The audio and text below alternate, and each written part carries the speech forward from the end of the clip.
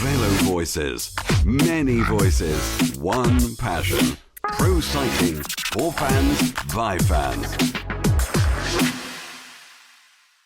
Hello, this is Chris from Virginia, and welcome to our podcast number 5 for VeloVoices Podcast on March 24th. Of course, I'm joined by my colleagues in London, Kitty Fondue and Tim Liu. How you guys doing? I'm doing really well. How are you?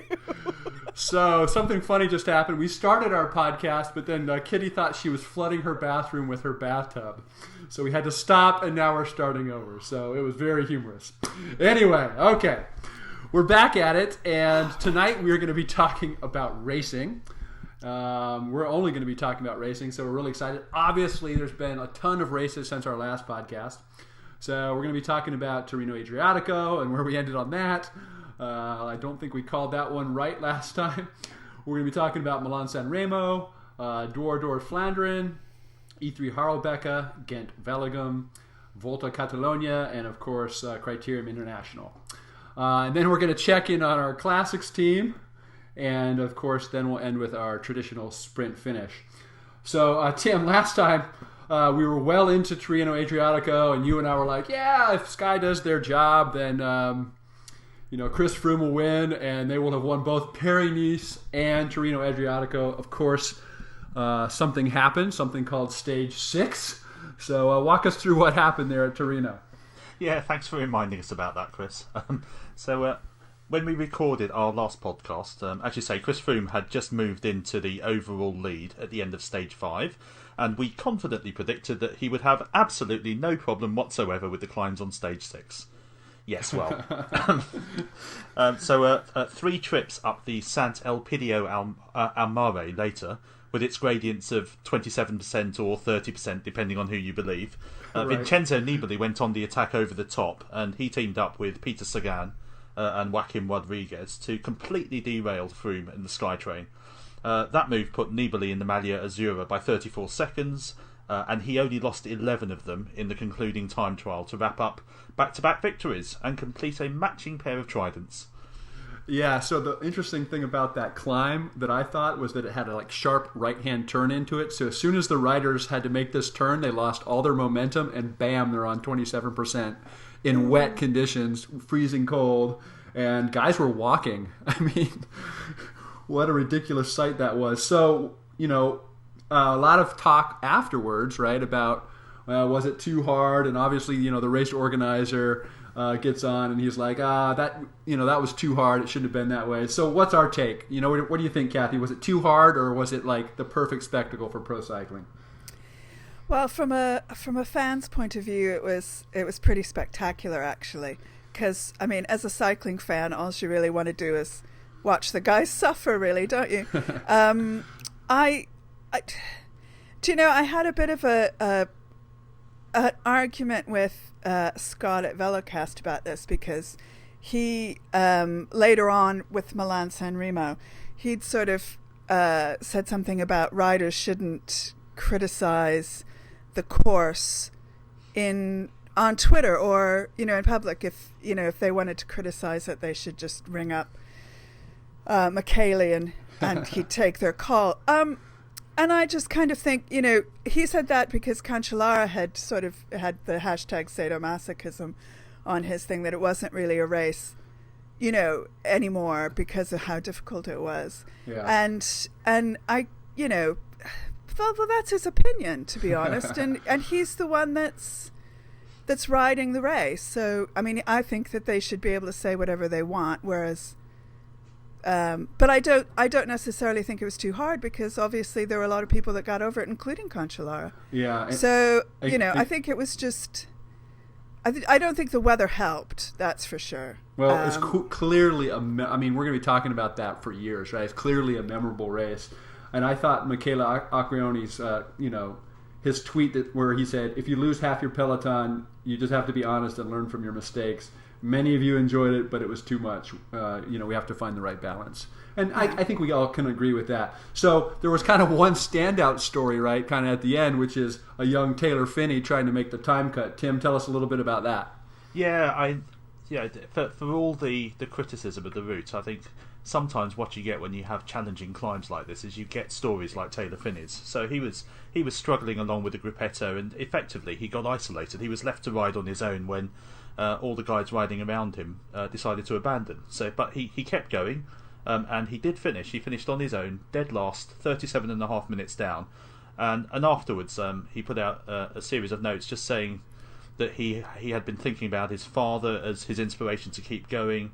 And then the real sting in the tail was that despite the fact that he made it to the finish, he was eliminated because he missed the time cut. But it was a heroic effort by a rider who just refused to give up.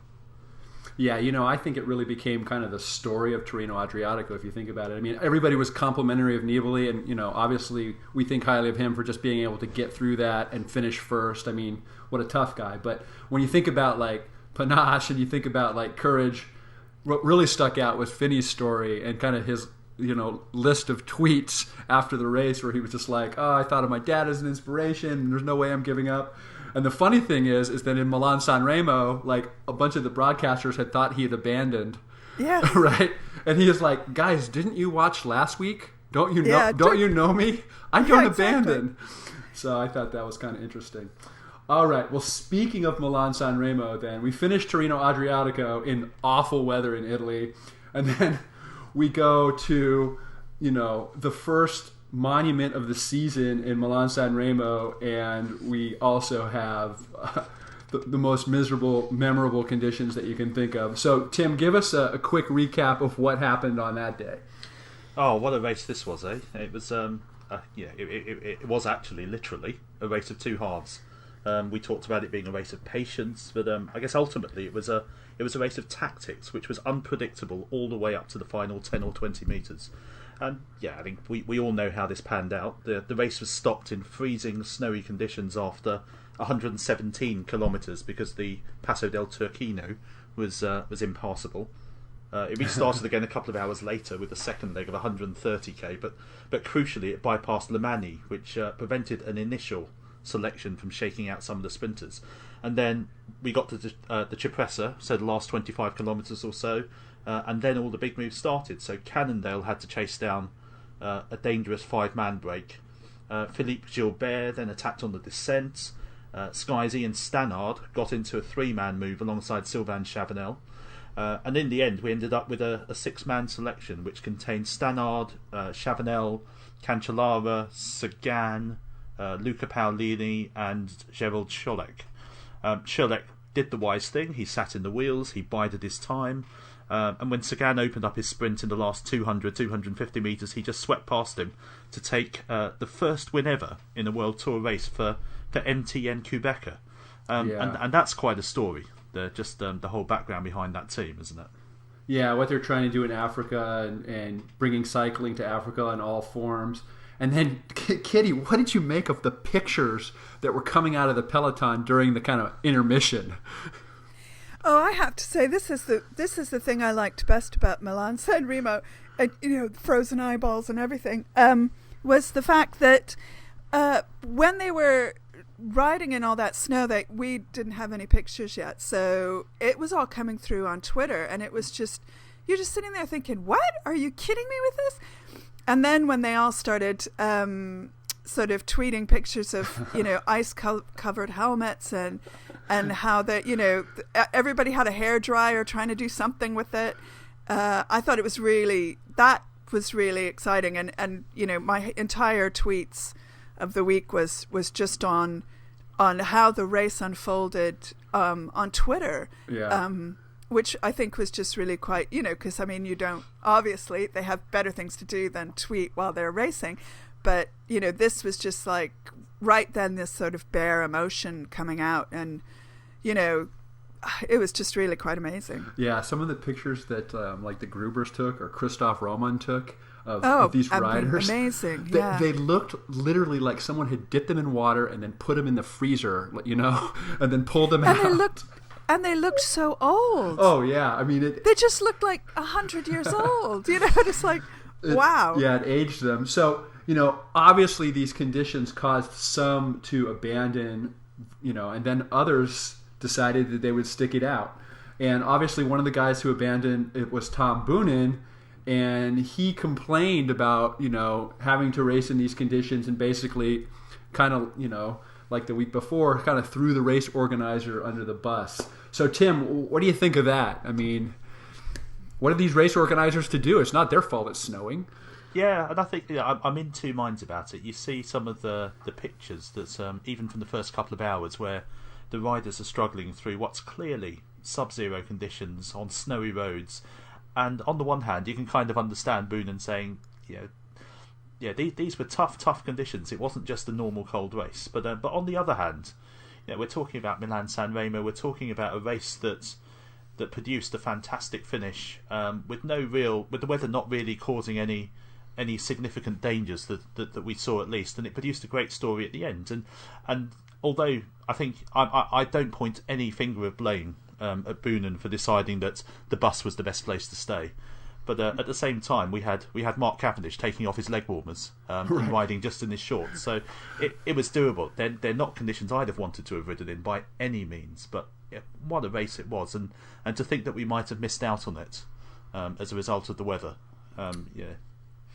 Yeah, I think that, it's really interesting because I watched the Quick Step video kind of documenting Milan-San Remo like 2 days ago, and you have obviously they featured both Cav and Chavanel, and Chavanel's basically being interviewed, and he's like, "Oh, you guys know me. I don't mind these conditions. They don't affect me."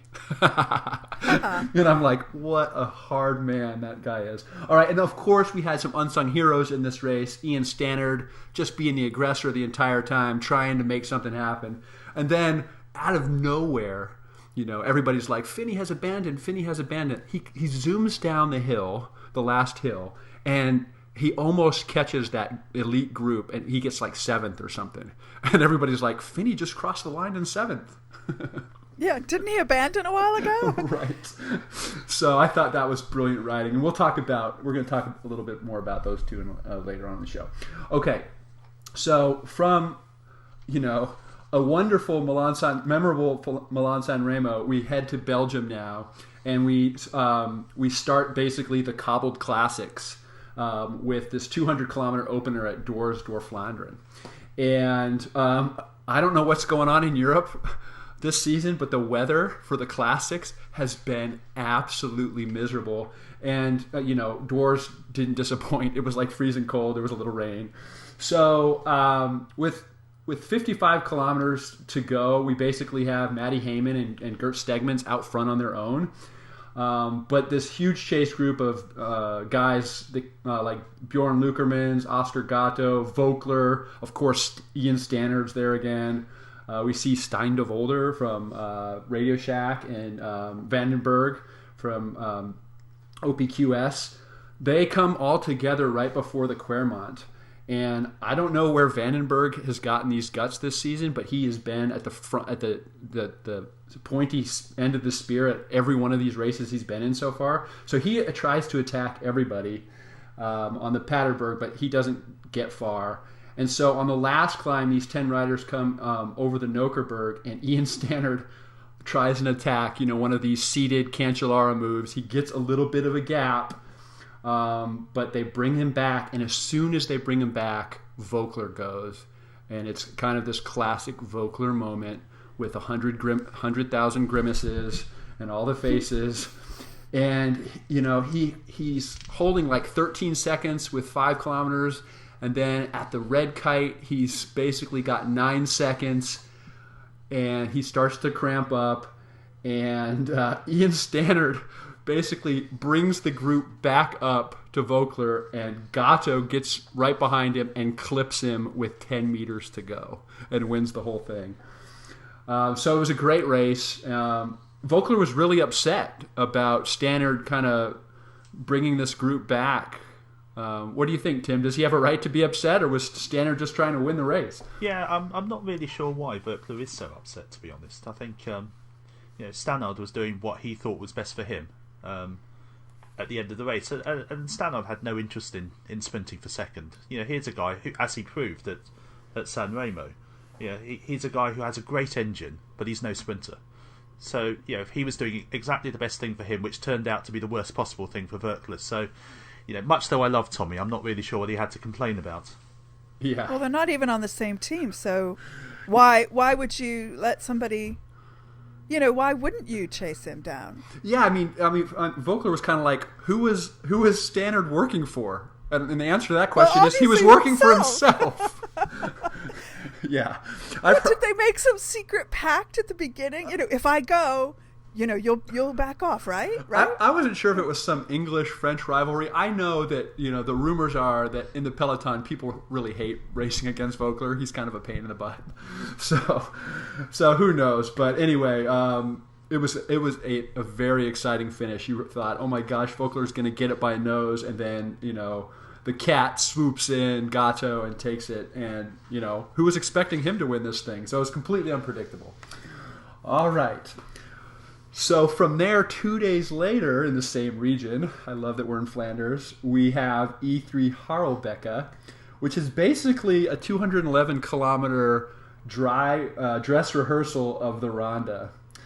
And with all the big favorites at this race. So with 58 kms to go, we have Tom Boonen attacking on the Tijnberg, and he gets an elite group of guys with him. He's got Cancellara, he's got Rollins, Van Mark, Bosenhagen, Oss, and Heyman are all there.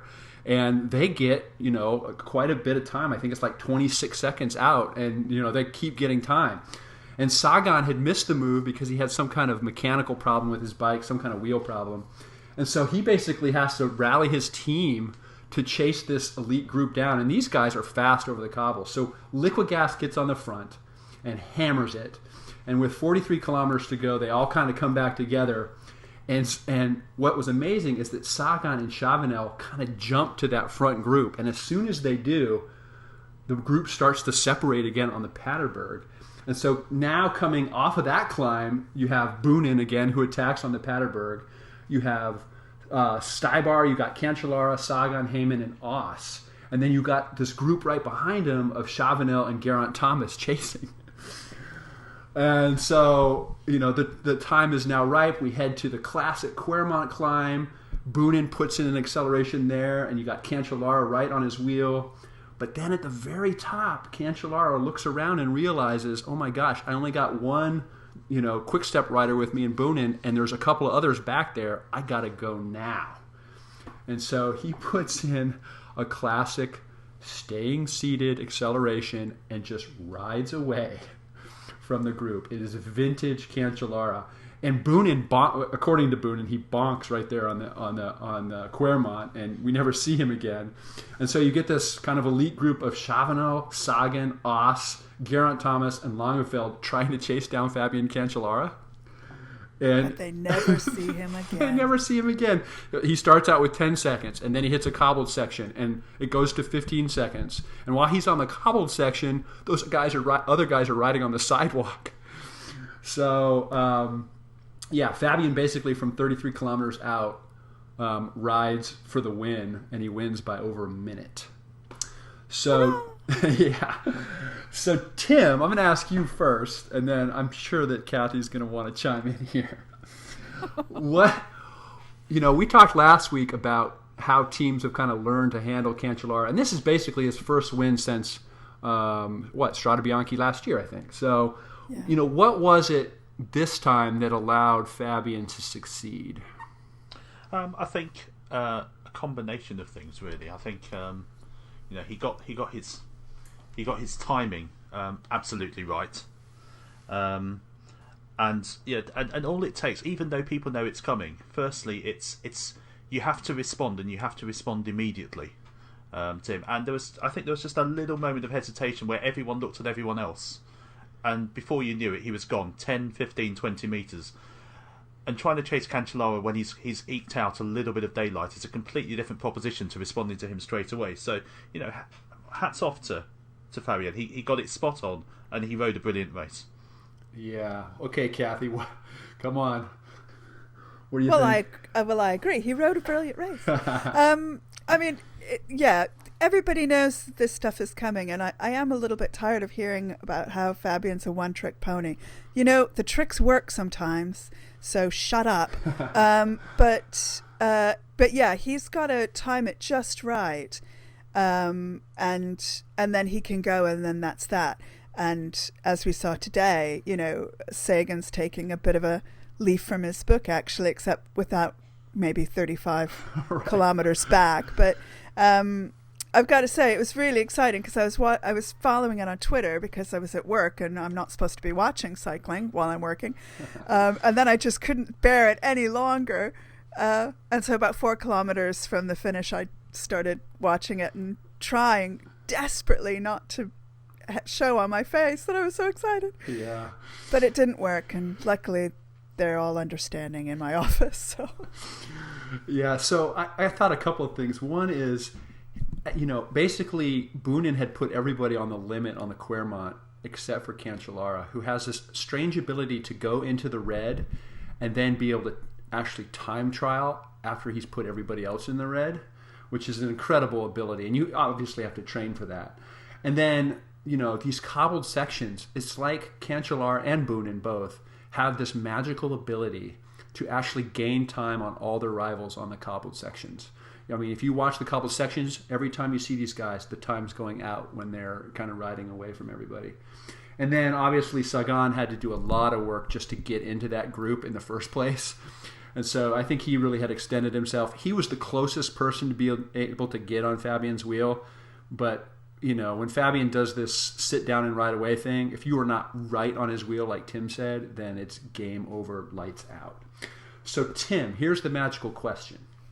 Can Fabian employ the same tactic next week at Flanders? In a word, yes, I think he can. I think he will ask the same question on a parkour that is fairly similar to what we saw on Friday. And it's the same thing. If people aren't switched on and ready to respond to him straight away, then he'll be gone. And that it's a challenge. And as Kathy says, yes, it's one trick, but it's a very, very difficult trick to respond to. Right. Well, I was really excited for him, and you could tell that kind of it was a burden lifted off of his shoulders when he was on the podium. He's like, all right, I'm back, and I've got confidence, and the next couple of weeks, because of that, are going to be really interesting. All right, so we come into today, and the rumor was that Gent-Wevelgem might have been actually canceled because of snow. So the race organizers obviously did a little bit of reorganizing and shortened the route by some 40 kilometers or something like that. So Kathy, I actually didn't get to watch it. I was following your tweets while I was in church. Oh, Chris! Yeah, I tried not to that much, but I had to kind of tune in with the last 20 kilometers to go. So tell us I'm really surprised Mrs. Panache put up with that. Well, I kind of got away from her while I was doing it. Oh, okay. So tell us what happened today. I know that Fabian actually abandoned the race, maybe trying to get a little rest for next week. But I know the conditions were hard. So what happened at Gent-Wevelgem today? Well, as you say, the race was cut by about 45 kilometers, and they actually started in Gestel, I think is how you pronounce it. There's a lot of words I'm probably going to pronounce very wrong in this, but, just bear with me. It's part of my charm. But the road conditions were clear of snow, but there was just this almighty wind whipped up, and so they're riding along the coast into France, and the peloton was hardly ever together. It had split up into about 5 big groups, with Boonen really doing a lot of the splitting the groups up, basically. And so early on, Radio Shack did an awful lot of work bringing the 2 front groups back together because Cancellara had missed the split into the first group. So that could be one of the reasons why he abandoned, or maybe he was just cold and he just couldn't be bothered anymore. Yeah. But anyway, from then on it was pretty much echelon riding, and there were all kinds of little groups on the road, and they were never that far apart. Nothing really happened. And then just prior to the Katzberg, at about 87 kilometers remaining, our favorite, Juan Antonio Flecha, decides to go on his quixotic mission, and he just took a flyer off the front, and they let him. So he was soon followed by an Astana rider and an J rider, which I'm not even going to attempt to pronounce their names because I don't really figure that much into this anyway. And so the peloton just kind of let them go. I've got to say that most of the work in the big front group was done by BMC, Taylor Phinney and Gilbert particularly. Cannondale obviously were gunning it, and then Sky as well. So Omega Pharma Quickstep weren't really driving it that much at that point. They were letting the other teams work. So 69 kilometers to go, first feed zone. Cancellara gets into the Radio Shack car because there is no broom wagon for Spartacus. And then, unfortunately, just before the Kemmelberg, Tom Boonen clips a curb with his wheel and he goes down pretty hard. Yeah. Took a bit of time to get him back up on his bike, and it looked like he was worried about his right leg. We find out after the race that he'd gone down on his right knee quite hard, so he's going to see what it looks like tomorrow morning. But now, one thing that I really, really admired about this race was he rode up the Kemmelberg all by himself. Well, him and about 50 cars and photographers behind him. Right. Once he got back up on the bike, and that was probably just to see how his leg felt and, you know, how it felt on the cobbles and things like that. And then he just abandoned. Yeah. So from then on, it really was Sagan's race to lose. So at about 57 kilometers to go, our gloveless Heinrich Hausler makes a big attack off the front of the chasing group. Yeah. In to catch the Fletcher group. And he was almost immediately joined by an amazing group of strongmen, including Sagan, Bernie Eisel, ladies' favorite, and Greg Van Avermaet. I mean, you know, this is a huge group. And funnily enough, being as it was BMC's Phil Gilles and Finney, and then also Stannard and Bosenhagen from Sky doing most of the chasing of the Fletcher group, they absolutely missed this, and then they let them get away. Wow. Which is just like, you sort of sit there and you think, but all of those guys were real potential winners, and yeah. They seemed really happy to let them go. And I mean, the group actually got a lead of about 2.5 minutes before they started to bring it down.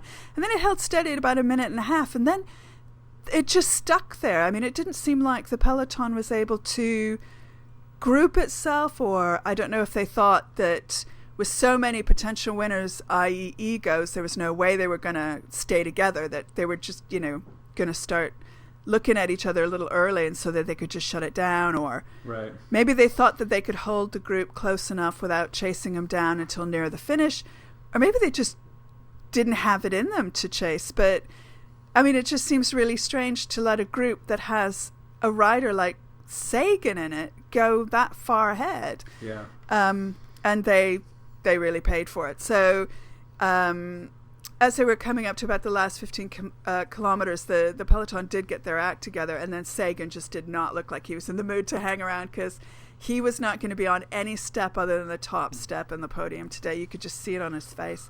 So he was starting, while the others were getting twitchy at about 4 kilometers to go, and the group was starting to break up. He did a Cancellara, basically. He just made a really strong dig that nobody could follow. Yeah. And then he was gone. So he crossed the finish line with a wheelie, and he was 23 seconds ahead of the second place rider, who was Astana's Bozic, which I probably said that wrong. And then third was BMC's Greg Van Avermaet. And I mean, afterwards he said, this time I didn't want to wait because they were all watching. I had to find another solution. Yeah. So he just took a leaf out of Cancellara's book and went. So it was really quite an exciting race, but a kind of a perplexing one as well, with some of the tactics. But yeah, for him to put in like 24 seconds on that group in 4 kilometers, that's pretty impressive. Well, yeah. Yeah, well, you know, that's really interesting. And so now we've got this, you know, we've got Cancellara, you know, winning Harelbeke. We've got Sagan winning Gent-Wevelgem, and you know, we have this huge showdown next week at the Tour of Flanders. So that's going to be excellent, an exciting race to watch. All right. Well, let's shift gears a little bit, because we also had some racing down in Spain. and it was pretty exciting racing. So, Tim, why don't you tell us about the Volta Catalunya? Yeah, this was surprisingly good, actually. I think I came into this with no great expectations about how good the racing would be, but it started with a real quality field. You've got two of the three defending Grand Tour champions in Ryder Hejjedal and Bradley Wiggins, and also Joaquim Rodriguez and Alejandro Valverde. So really good quality fields. But in the end, it was Garmin Sharp's Dan Martin who produced a storming solo attack at the end of the Queen stage to set himself up for the overall win, and that's his second overall victory in a World Tour race after the 2010 Tour of Poland. Having said that, the first two stages, it was none of the big names who featured on the podium, but it was Omega Pharma Quickstep's Gianni Meersman who won those first two stages, both in sprint finishes. The first one coming after Sky had split the peloton on the final descent, which left a number of the unwary GC contenders about half a minute adrift. But the real climbing and the real battle for the GC started on stage 3, and that concluded with a long 40-kilometre uphill grind to the summit of Valter 2000. And it was here that we saw the Sky train in full effect, setting up Bradley Wiggins, who was obviously testing out his form and decided to launch an attack with about a kilometre left. Now, he was caught. Shocker.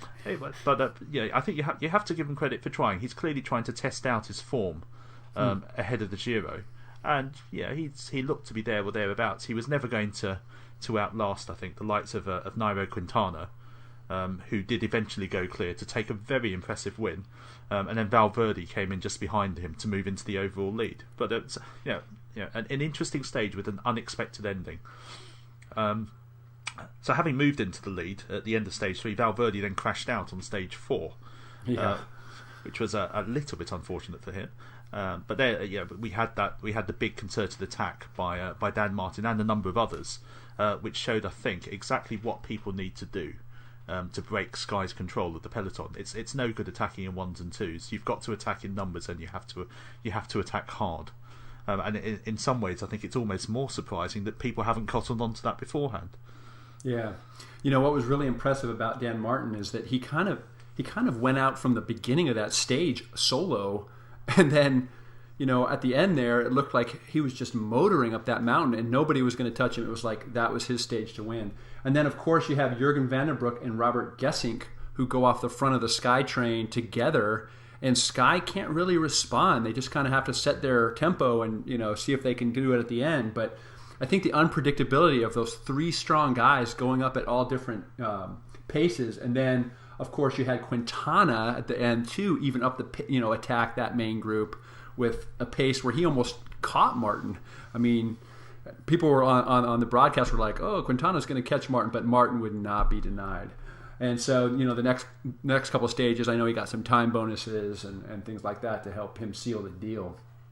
Yeah, no, that's right. And the following 2 days was a little bit more about the sprinters. So they managed to get over some surprisingly difficult climbs in the middle of the stage to contest the finish. So stage 5, we had Argos Shimano's Canadian Francois Parisien, who took his first ever win. What a great name! It was fantastic. And I had to check to make sure that he wasn't French, and indeed he isn't. He's Canadian. But yeah, that was the first time he'd ever won a race in Europe. A big step up for him in terms of his palmares. And then stage 6, a slightly more familiar name and face, Orica Green Edge's Simon Gerrans, taking his second win of the year. So that set us up for the last stage today, and that was fun. That featured 8 climbs of Montjuic Hill in Barcelona, going past the Olympic Stadium. That's such cool parkours. I love that. And I've walked up that hill, and it's quite a tricky and steep little climb. But and it's quite a familiar route as well. Anyone who watched the Vuelta last year will have seen the stage run over pretty much a similar route at the end that was won by Philippe Gilbert. But today it was Thomas de Gent who notched up Vacances Soleil's first win of the year when he won the sprint from a 5-man breakaway. Dan Martin sat in the wheels, didn't let Joaquin Rodriguez get away from him at all, and he really had no difficulty marking out his rivals. So he took the overall from Rodriguez, with Michele Scarponi third, Quintana fourth, and then Bradley Wiggins fifth. But yeah, the other thing I thought that was interesting about the race, of course, was that we had the return of the Garmin 3, didn't we? Yeah, we did. Tom Danielson, Christian Van Velde, and Dave Zabriskie. And we're not talking about doping tonight because we said that we wouldn't. But it was interesting to see those three come back, and I know that they're excited to be back. Unfortunately, Mr. Van de Velde crashed and ended up, I think, breaking his wrist. And dear. Yeah, and had to have surgery. So first race back, and bam, out, gone. All right, Tim. Well, also today is, I think, Criterium International concluded as well. Why don't you just give us a quick run-through of what happened there? Yeah, just a quick update on this, which I've just been catching up on the race. So at one stage, the Criterium International was essentially the Jens Vogt Invitational. I think everyone's favourite leg shutter-upper has won this race 5 times, including 3 in a row from 2007 to 2009, I think. But it's a great race. It's quite informal. I think I understand it has a feel very similar to the Tour Down Under. 3 stages run over 2 days, 1 flat, 1 time trial, 1 mountainous. These days it all takes place on Corsica, which of course is where the 100th Tour de France will kick off in just over 3 months' time. So on stage 1 we had Blanco's Theo Boss, who won a short 89-kilometre stage on Saturday morning. And then later in the afternoon, Sky's Paris-Nice winner, Richie Porte, won a 7-kilometre time trial by 1 second. That was enough to put him into the yellow jersey. And so, as is always the case really with the Criterium International, it all came down to the mountainous final stage, which I think had 6 or 7 climbs, culminating with the Col de l'Hospital. So typical to what we've seen in so many other races this year, Sky controlled the peloton. They controlled the chase of a 3-man break containing Thomas Verkler, who would have been happy that he didn't have Ian Stannard on his shoulder this time. That's right. And then after IAM's Johan Schopp attacked about 7 kilometres from the line, I think it was Chris Froome who made the big move with 5 kilometres to go, pulling away from the yellow jersey group. Now, watching it back, it wasn't immediately clear whether Porte was struggling or whether actually this was just part of a plan in terms of Sky's overall strategy. But certainly when Porte bolted away from the rest of his group with about 2 kilometres left, and he'd simply rode away from everyone, and I think it was pretty clear really that he had quite a bit in reserve. So it ended up as Froome first, Porte second on the stage, and the same order at the top of the GC. So I mean, utter domination from Sky. Huh. And man, boy, Richie Porte, he might get used to like being a GC guy if he keeps performing like this. But I think with Wiggins and Froome there, I don't know if there's enough room for another like team leader. What's your thoughts on that, Tim? Yeah, it's an interesting one. Sky almost have an embarrassment of riches. Right. Yeah, literally, if you'll excuse the pun. In that team, certainly in terms of the GC riders, their classics team is a little bit more problematic, but they have a lot of very, very good riders who are all capable of contending certainly in week-long races and in the Grand Tours as well. Yeah. What was interesting though was Wiggins gave an interview last Friday night to Andrew Hood, I think of Velo News, and he said that he might do the Volta as well this year. I mean, I don't know where he's getting all this stamina from, particularly as he's not really ridden a whole lot this year. So you kind of wonder, you would think that if Porte was going to be given, a Grand Tour, then the Vuelta would be the one. But I mean, who knows? Who knows? So it'll be interesting to see if Sky can keep this kind of group of guys they have together, in the following seasons, or if guys like Richie Porte will abandon ship and go try to become a GC leader in some other team. But you never know. Cycling changes every season. So yeah, you would think at some point these guys would want to break away so that they could lead an entire team themselves. I can't imagine that it's that the money, you don't ride for money if you're really up there, I don't think so. I think it depends on how much money. Well, I suppose so. But, if you know that you can command something, maybe not near what Sky budget is, but, there's some big teams that have some big money and would, gladly take these guys. Yeah, and look what build happened a in team Nibali, around right? them. Look what happened in Yeah. Nibali. You'd think that Cannondale would have been able to keep him, but they didn't have enough money to keep him. So, interesting. Okay. What we're going to do now is we're going to do just a little check-in on our Classics team. Now, last time we had our podcast, we picked 8 guys that we thought could win Milan-San Remo, the Tour of Flanders, and Paris-Roubaix.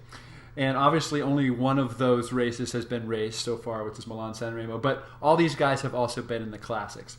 So, Tim, here's our 8 guys, by the way. It was Peter Sagan, Matt Goss, Sylvain Chavanel, Greg Van Avermaet, Fabian Cancellara, Tom Bonin, Taylor Phinney, and Bernie Eisel, the ladies' favorite.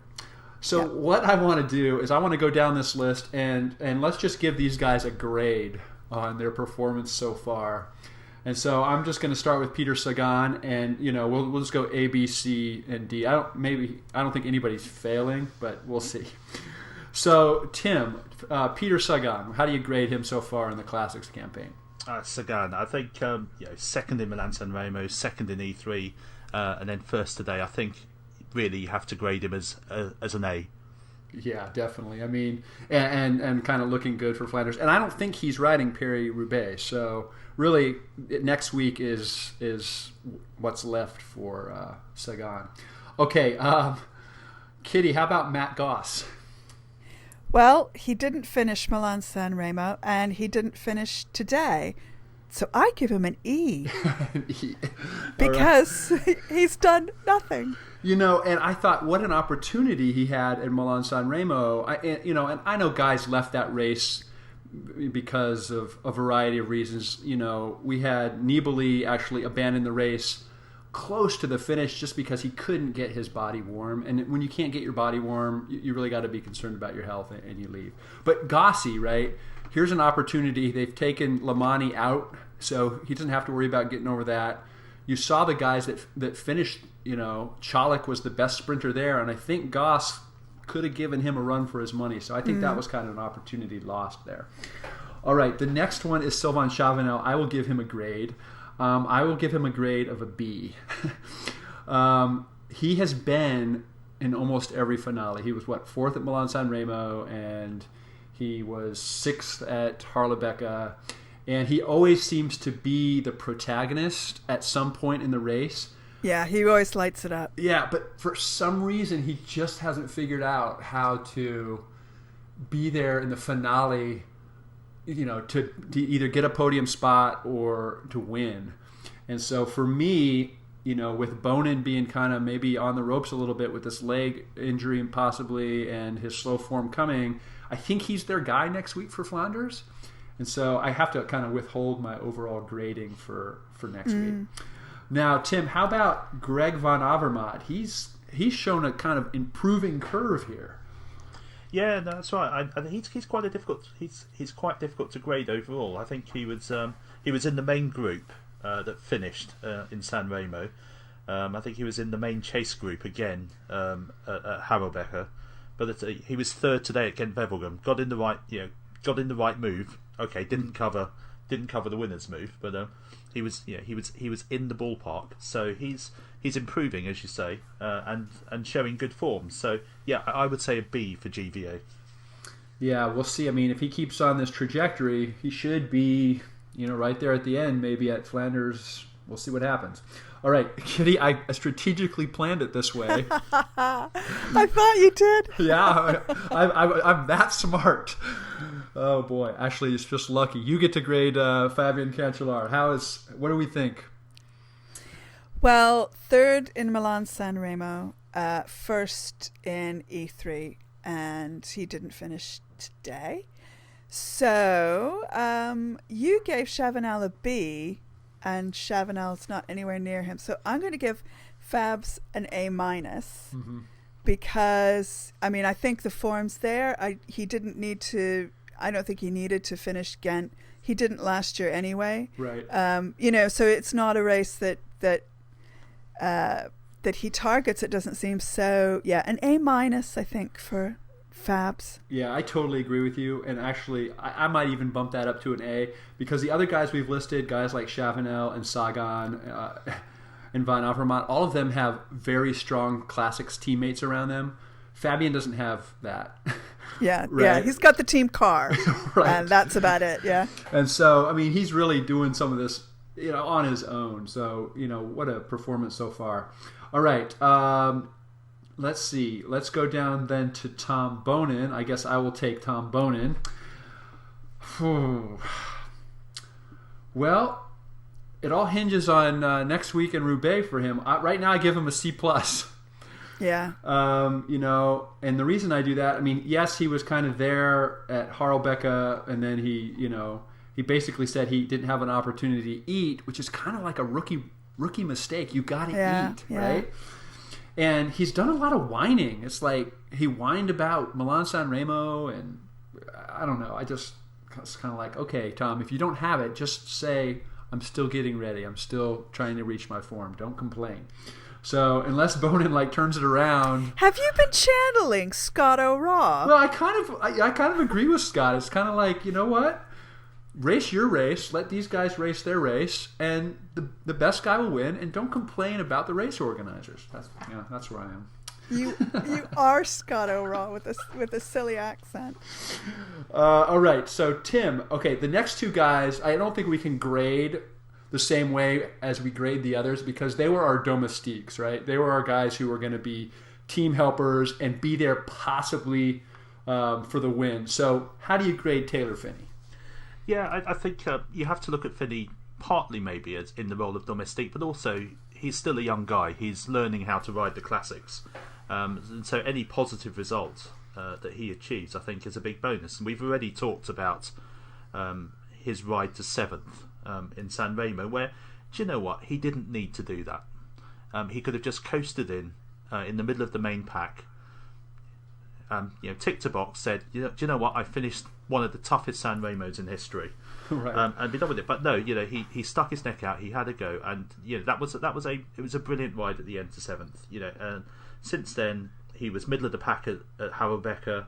Again, middle of the pack today. He was in the middle of the main bunch. So they're learning experiences for him. So I think he'll be, having had one good result out of the 3, he should be pretty happy with his performances so far. So what do you give him a grade? What's his grade? Now what do you do? It's kind of an A for Milan-San Remo, and I guess a C for the other 2. So I guess that averages out to a B. Yeah. All right, and because he's the ladies' favorite, obviously I can't grade Bernie Eisel. I know Get Mrs. Panache on. Mrs. Panache, she'd be like, he's 110%, he's an A+, and it doesn't matter how he rides as long as he looks the way he looks. Okay. All right, so Kitty Fondue, tell us, how do you grade Bernie Eisel? Well, again, he's a domestic. He was doing an awful lot of work today, and he came 7th today because he was the one in Sky that caught that group, that Sagan group, and he knows what he's doing. He was 10th in Milan-San Remo, and he was just behind Cav. I'm not sure if he was helping Cav. The bromance never dies, and I'm going to give him a B+.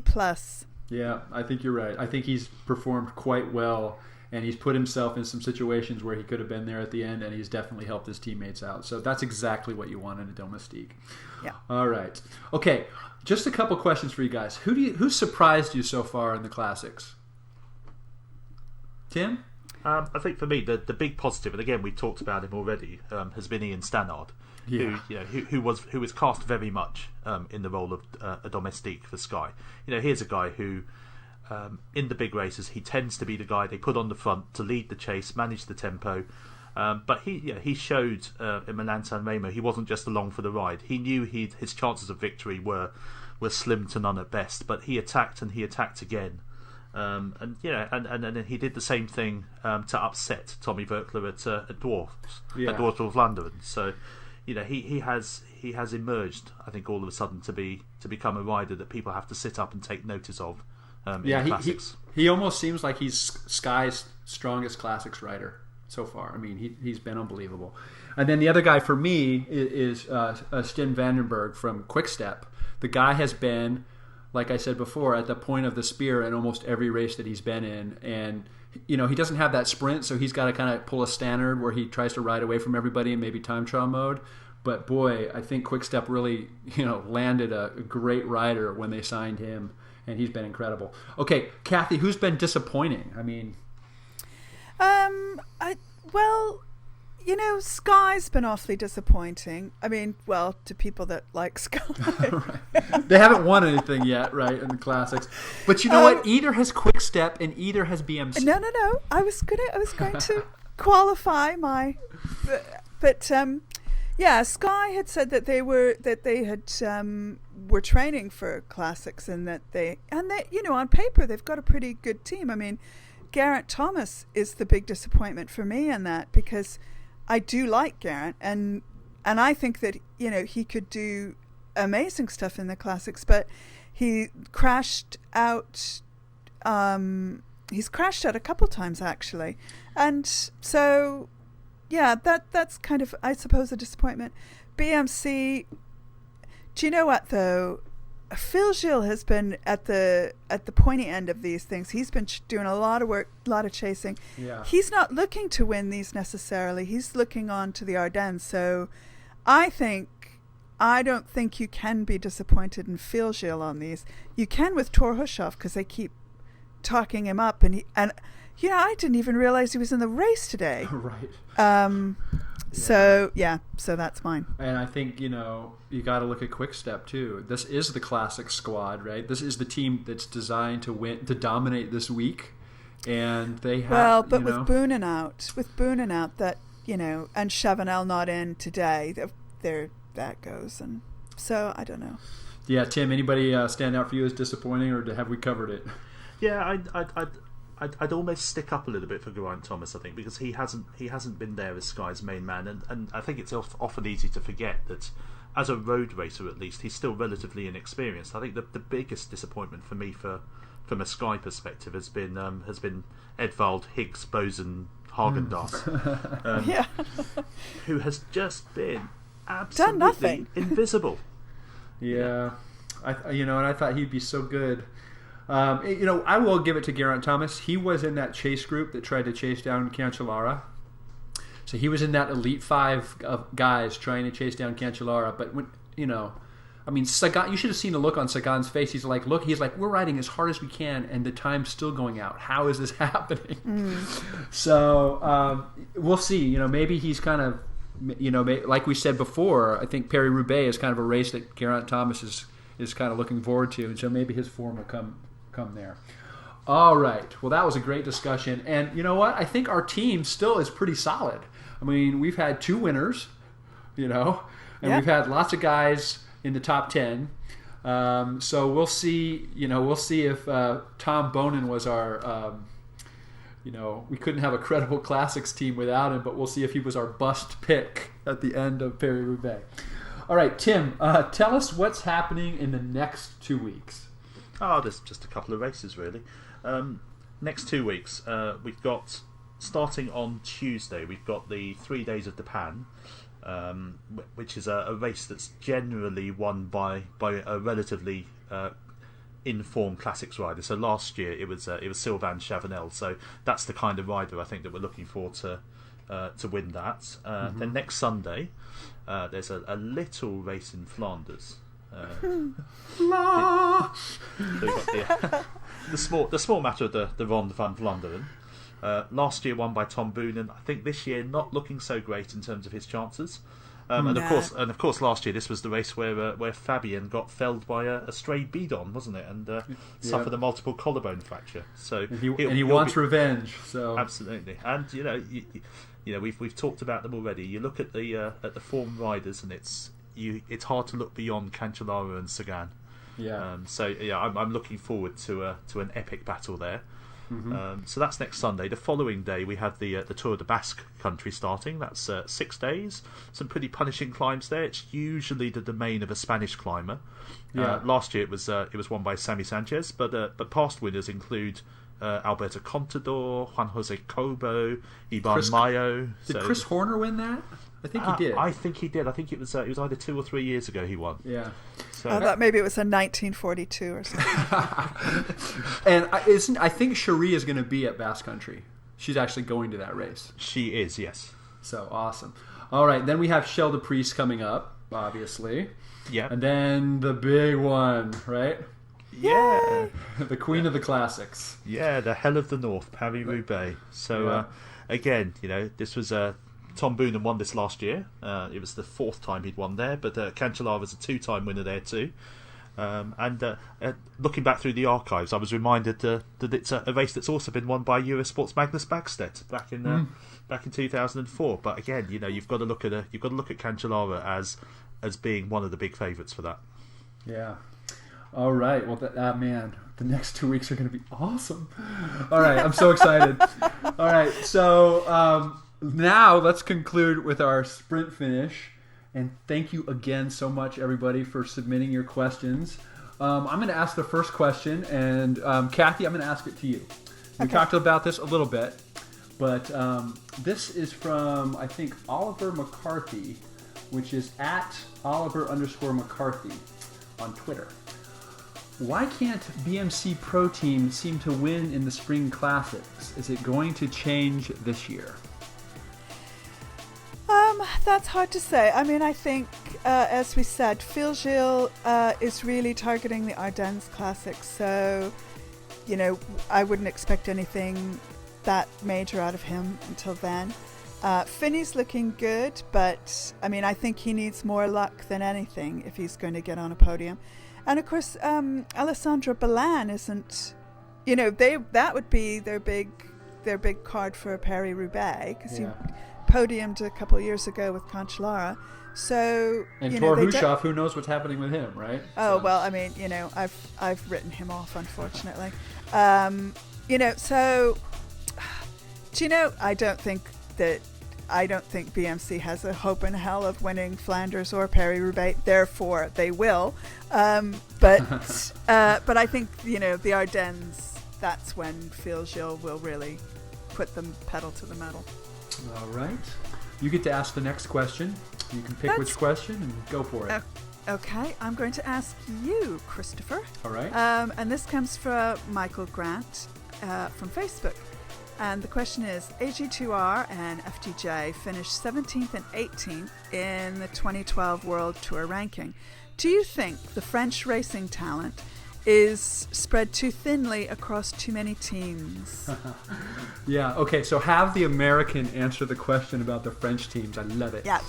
All right, so I think the question's kind of wrong, actually, in that I don't think that teams should be kind of nationalistic teams, and I know Sky is kind of touted as the British team. I disagree with that whole philosophy. For me, what those teams, AG2R and FDJ, need to do is jettison some of their French riders and bring in some international talent and mix it with their French riders more so that they have a better shot. It's hard to get, enough talent to fill an entire team from a small country like France when all these other teams are picking talent from the United States, from Belgium, from Spain, from Russia, from all these different places around the world and combining them into these super teams.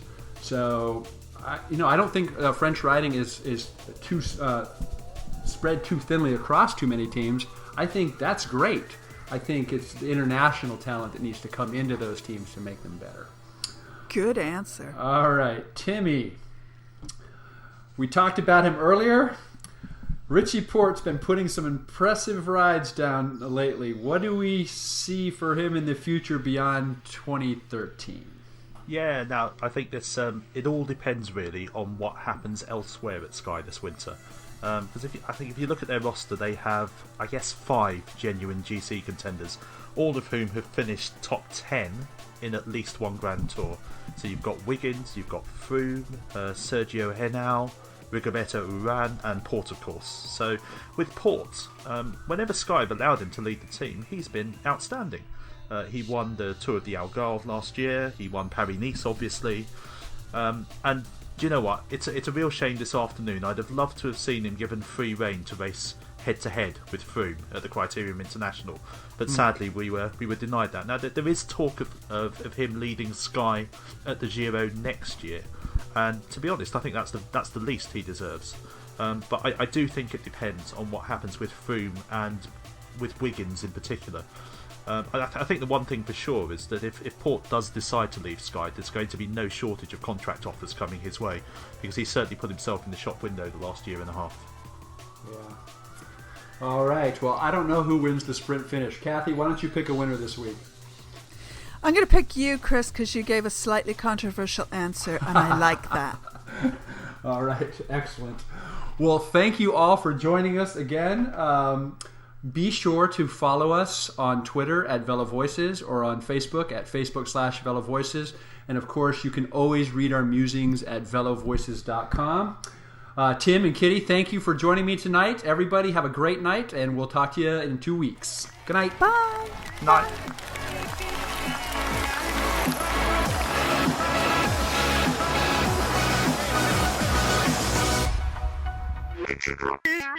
VeloVoices. Many voices, one passion. Pro cycling for fans by fans.